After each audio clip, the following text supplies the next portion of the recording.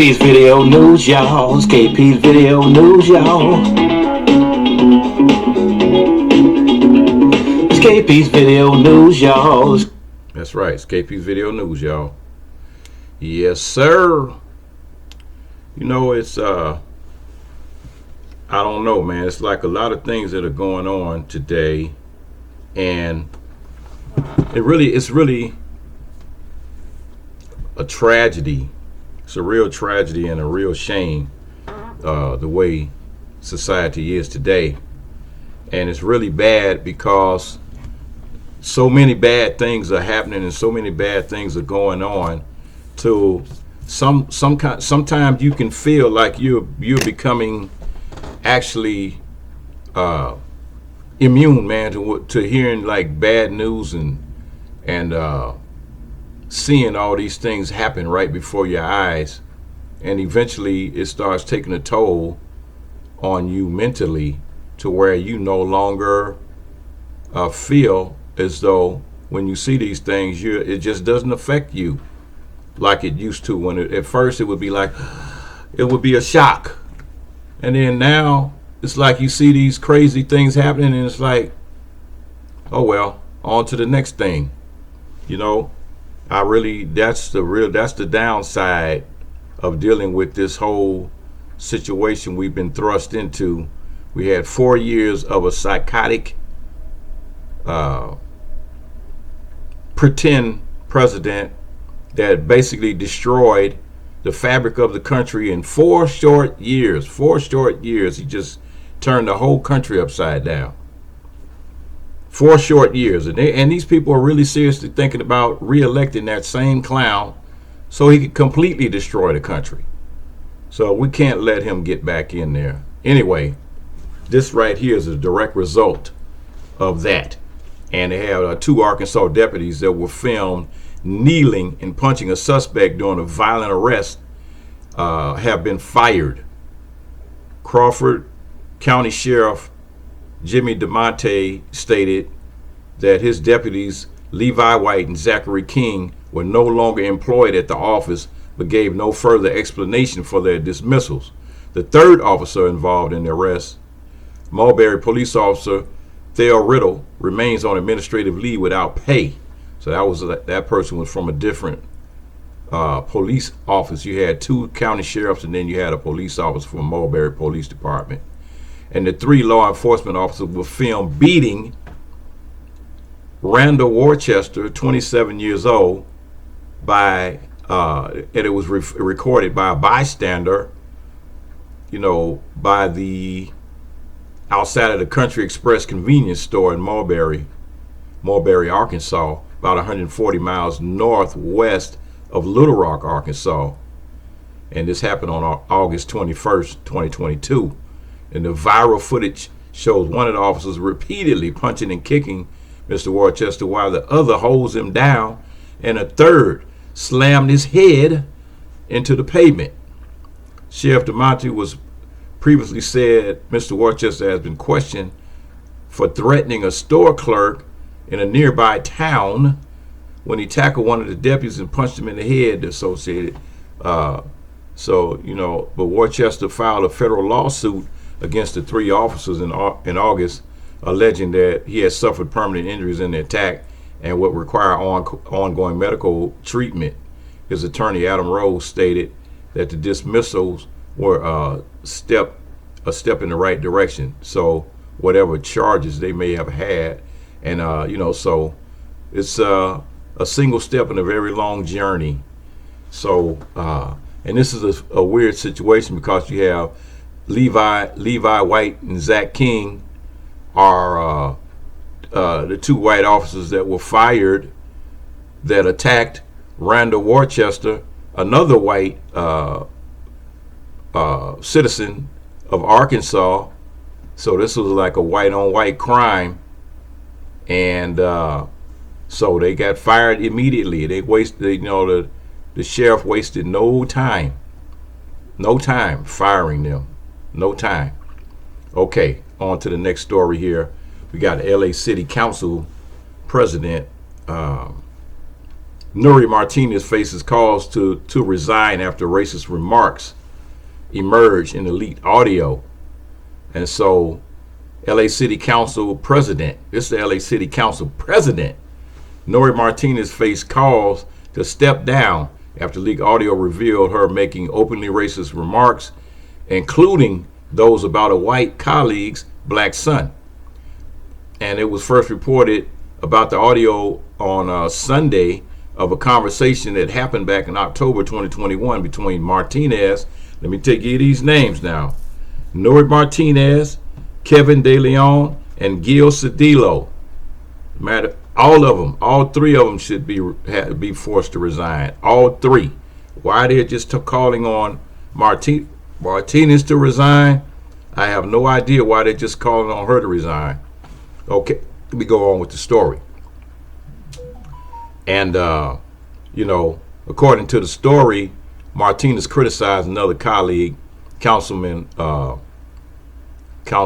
Mike Bonin, but she had the conversation that, you know, between council members Gil Cedillo and Kevin De Leon and LA County Federation of Labor President Ron Herrera. So that's the next name, Ron Herrera. That's another one that needs to be gone. So you have to hold these people accountable. You just can't. I'm not at this point in my life right now where I want to hear your fake, phony, garbage apology. You did what you did, and you're supposed to be somebody that's serving the public. That means that once you break the public's trust, it's time for you to go. It's not time for you it's not time for you to resign. It's time for you to get fired and removed. Because if you resign, that means you get a chance to get possibly get some type of pension. You don't deserve that. If you've done a crime against the people, you do not deserve a pension. You do not deserve a pension. So get out of here with that. Oh, you know, they let them resign. No, they don't deserve to resign. But anyway, they talked about council member Mike Bonin, which is another city council member that just happens to be white, over the parenting of his black son, who Martinez said he treated like an accessory. After Bonin condemned the conversation for its vulgar anti-black sentiment, Martinez resigned as president of the city council, but she reportedly is still there. So she resigned from the as president of the city council, but she's still a city council member. You need to be gone, 100% gone from city council, period.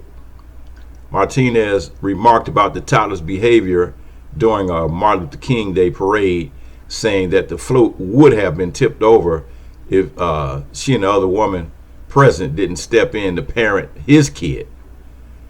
And so Martinez stated, they're raising him like a little white kid, according to the leaked conversation. It was like this kid needs a beat down. Let me take him around the corner, then I'll bring him back. So Martinez also called her the Spanish name for little monkey. So yeah. Yep. Wow.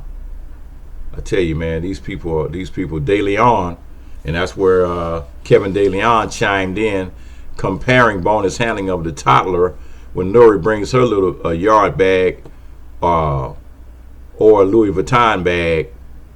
They talking about putting him inside a bag, the toddler inside a bag. Now this is an innocent child they're talking about,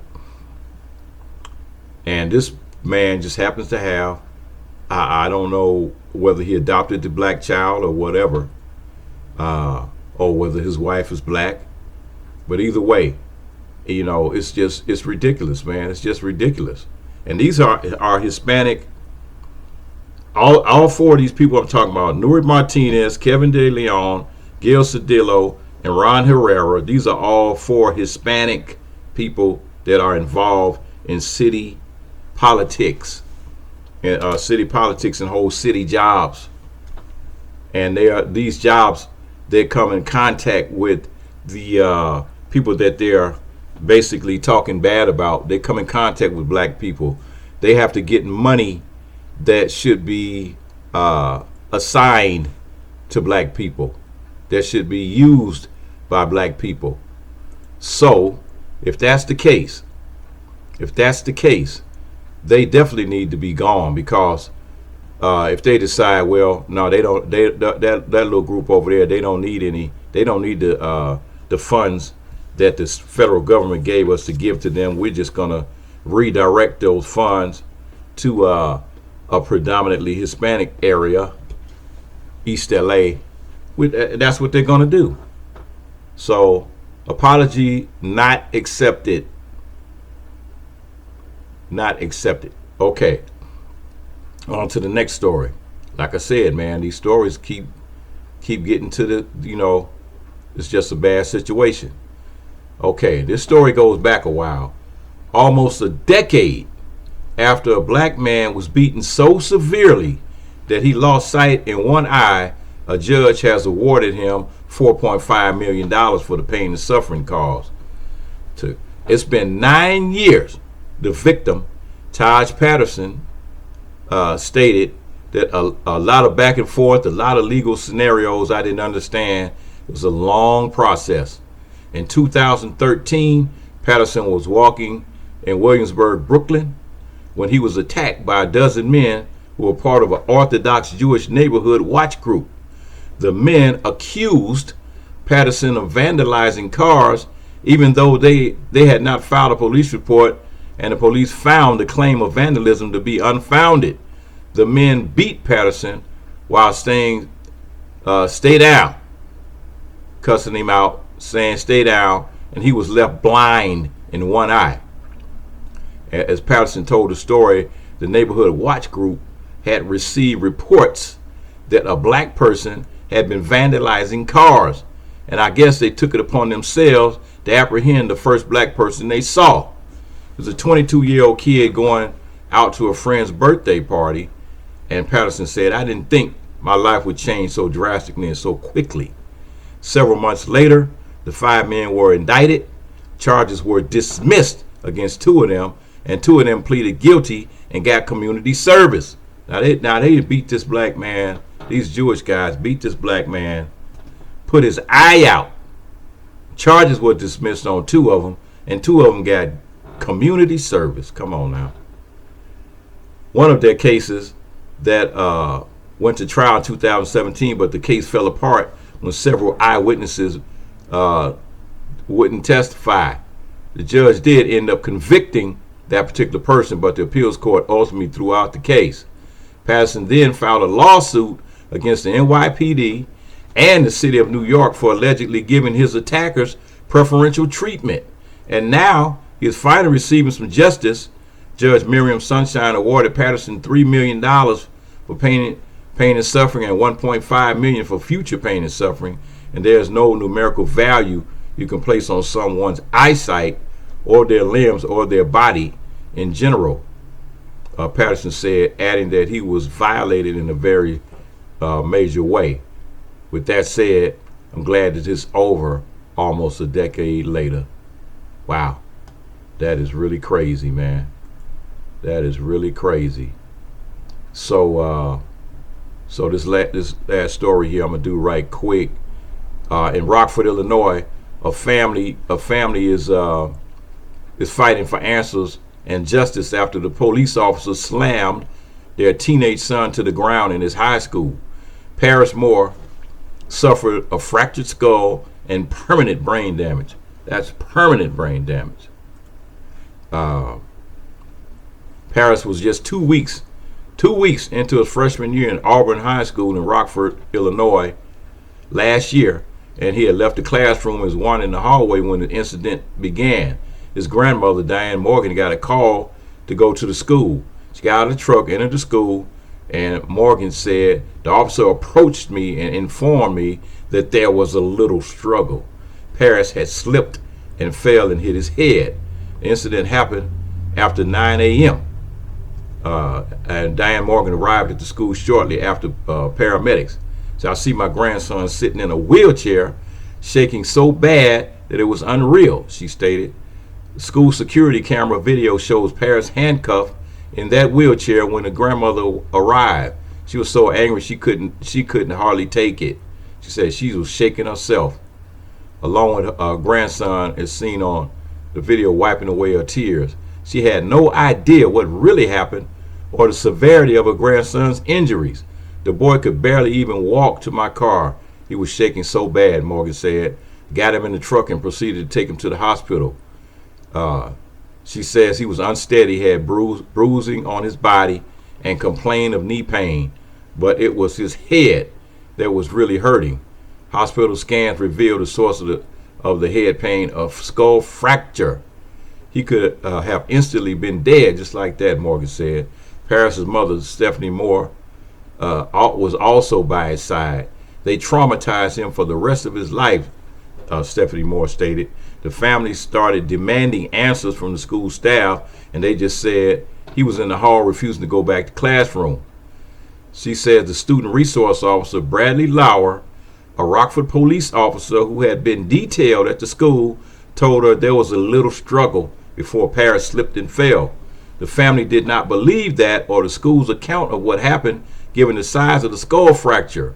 And they demanded to see the school security video and hired an attorney.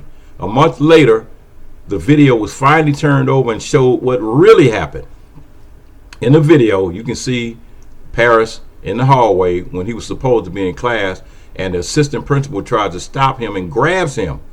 Paris tries to get away, then Officer Lauer takes over. He grabs Paris, lifts him up, and forces him head first into the hard school floor. The 4'10", 145-pound teen was knocked out cold. His mother says it was hard to watch the video. The son laying there not able to move at all. And Stephanie Moore, they're just digging, going through his pockets.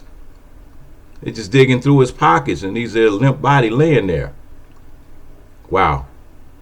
Al Hofield Jr., the family's attorney, says the officer used excessive force. This officer used a deadly kind of force to take Paris down and knocked him out cold when that was totally unnecessary. It's an 11-year-old kid. Come on, man. It's a kid. It's a child. You're a grown man attacking a child, body slamming him on his head. Wow. The officer used the deadly kind of force to take Paris down, knocked him out cold when that was totally unnecessary. He has a traumatic brain injury because of this incident. He has permanent brain damage in the areas of memory and speech. And said federal data from 2017-18 school year, the most recent available, shows Auburn High School referred students to police 72 times that year, resulting in 43 arrests. Data also reveal the school referred students more often to police 94% of all other high schools in the nation. I feel that there's a better way to handle this. They need more counselors. You don't need more cops in the school. You need more counselors in that school. She says this was a school disciplinary matter, not a police matter. Far too often, student resource officers are used to deal with student behavior issues, escalating situations instead of de-escalating them. How it was repeatedly, they had a Chicago student that had been dragged down the stairs at Marshall High School for talking on a cell phone. This was also done by a school officer. Howard was repeatedly tasered and then charged with a crime. The charges were dropped when the video of the incident surfaced, and she received a 6-figure settlement from Chicago Public Schools. Paris also faced charges, but not right away, not until 2 months later, after the family hired a lawyer and to file a lawsuit against the school and the police. The family calls that retaliation. I think they thought they were going to scare somebody off to back off, and it's not working. The Rockford School District and Police Department refused to comment on the head slam and the treatment of Paris. Attempts to reach the officer was unsuccessful, and the family's attorney state their his attorney said that they got the lawsuit, they got this everything in motion, and yeah, they need to have that in motion because, like I said before, apologies in these kind of situations don't work. You're gonna body slam somebody's kid, and on his head, you picked him up and you just threw him on his head, fractured his skull, and an apology is just not gonna help. It's not gonna bring him back. Financial settlement is not gonna bring him back. But this kid is gonna have to have medical treatment for the rest of his natural life, and they got issues. Got head trauma is really a bad situation, folks.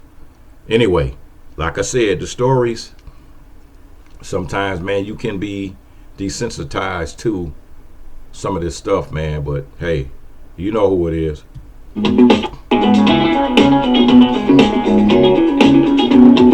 KP's Video News, y'all. That's right, y'all. KP's Video News, y'all.